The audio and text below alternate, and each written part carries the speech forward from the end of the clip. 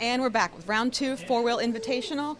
You know, I was thinking when we were watching that is that I really like four-wheel drive. I think I like it better than two-wheel drive personally. And then I was kind of wondering if it maybe even goes back to all the time watching the BJ4 and when we first met, you driving a lot more four-wheel drive and stuff. So I don't know, kind of class might hold a little special place for me, but the racing action is definitely getting more intense. The points obviously are still super close.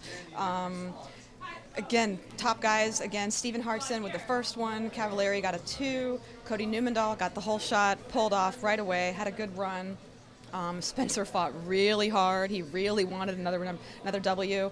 Pulled out a 2, awesome run for both of those guys, so definitely. And then the locals went crazy, so everybody was, super cheering for them. So it's nice to hear that. But and then finally, Mayfield pulled it off again. So Dakota, Dustin, Ty, everybody was trying to get in there and really take it, but Mayfield, a couple bobbles here and there, but he still pulled it out. So Yeah, I mean, what we have right now is we have a situation where we have, without a drop, it's Mayfield 12 points, Rivkin 13, Cody 14, Cavalieri and Tebow have 15 points. With a drop, it's Dakota has 10, Cody, Dustin Evans, Mayfield, and Rivkin have 11. So there's 1 point difference if you include the drop, where Dakota had a breakage in that first round. So you can count on Dakota being a factor here this weekend. All of his cars have been extremely good. His four-wheel was good in that last race. He set a really quick pace, and it was pretty tough for Ryan to get around him. But he did. So Ryan kind of showed his strength in that race and was able to stay strong the entire time. Dakota made 2 mistakes and ultimately cost him that race. So we got Mayfield out front with a drop. We got Dakota out front without. So it's just shaping up to be extremely close. Cavalieri, you can't count him out. He got a bad start that time. Really 2 bad things went against him, and he still pulled something out. Cody Newmandahl is actually he's looking at maybe having his best finish here ever.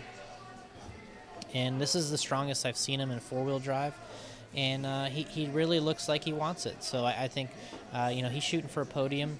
And then you have Spencer, who is just not quitting.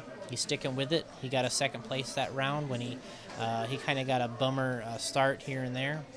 So that's all you can really say is the tires are wearing extremely high now in four-wheel. The guys have 2 runs, and now they got bald spots in the fronts. Typically, that might lead to a little bit more dartiness. Might be kind of quick. So it'll be interesting to see how the guys play the tire games, if they start with a brand new one or they're going to go with their used tires. So that's what I'm kind of looking to see is who does what there. And then, of course, the starting positions are going to kind of play a factor here as we kind of finish out. Dustin struggled a little in four-wheel. I think he pulled a third or a fourth there. But his lead is dwindling a little. But I think he's shooting for a good finish, and I think he still looks strong, but he's not quite getting the front rows that he had before. So we'll see. But right now I like Fenn and Mayfield up top and Rivkin. I think that's the battle to watch. Certainly, if Dakota has another bad one, that's going to hurt because he's got to take that score. So anyway, that's from my perspective.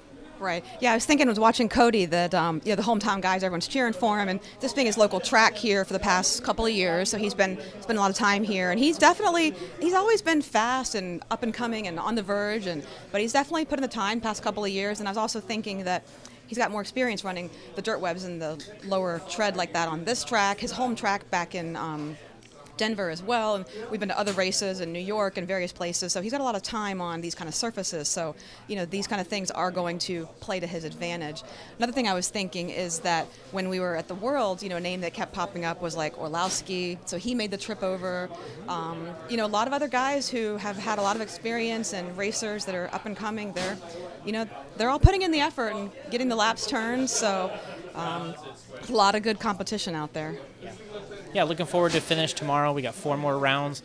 It's pretty obvious that anything can happen at this point, but that's where things are headed, is a collision course between those guys. So looking forward to it. Absolutely. All right, stay tuned.